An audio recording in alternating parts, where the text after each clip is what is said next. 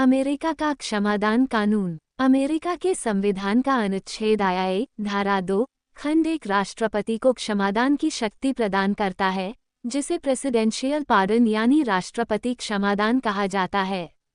अमेरिकी राष्ट्रपति के पास इतनी शक्ति है कि वह हत्या, दुष्कर्म, राजद्रोह समेत जघन्यतम अपराधों में भी किसी भी अपराधी को क्षमादान प्रदान कर सकते हैं। क्या राष्ट्रपति की सीमाएं भी हैं? बिल्कुल। कानून के मुताबिक राष्ट्रपति अपने कार्यकाल के अंतिम क्षण तक किसी भी अपराध में क्षमादान दे सकते हैं, लेकिन ये शक्ति केवल संघीय अपराधों पर लागू होती है, राज्यों पर नहीं। इसके अलावा राष्ट्रपति की क्षमादान शक्ति महाभियोग के मामलों पर भी लागू नहीं होती है। कहाँ से मिली प्रेरणा? इंग्लैंड की राजशाही से, जहाँ राजा की ओर से किसी के अपराधों को माफ कर देने की लंबी परंपरा रही थी। क्या कारण बताना होता है?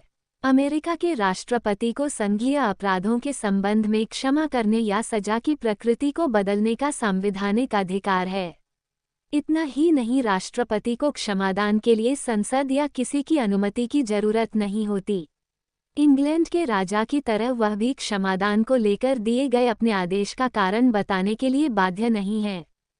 पन कानून का अनुच्छेद त्रपति नदान बादान राष्ट्रपति के वह हत्या त जघन्यतम अपराधी को कर सकते हैं।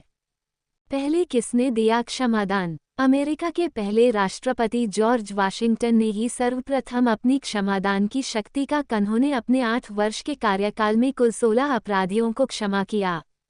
सबसे कम और ज्यादा क्षमादान अमेरिका में विलियम हेनरी हैरिस और जेम्स ए गारफील्ड ही 2 ऐसे राष्ट्रपति हुए हैं जिन्होंने एक भी बार अपनी क्षमादान की शक्ति का उपयोग नहीं किया।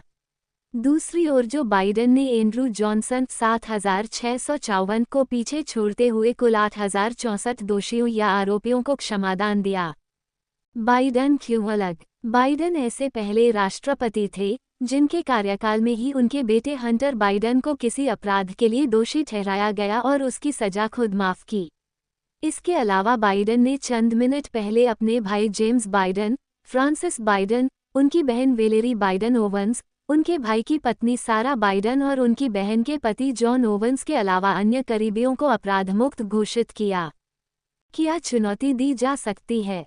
राष्ट्रपति की क्षमादान की शक्ति को पूर्व में चुनौती देने की कोशिश की गई है, लेकिन अमेरिका का सुप्रीम कोर्ट राष्ट्रपति के विवेक पर सीमा लगाने से इनकार करता रहा है।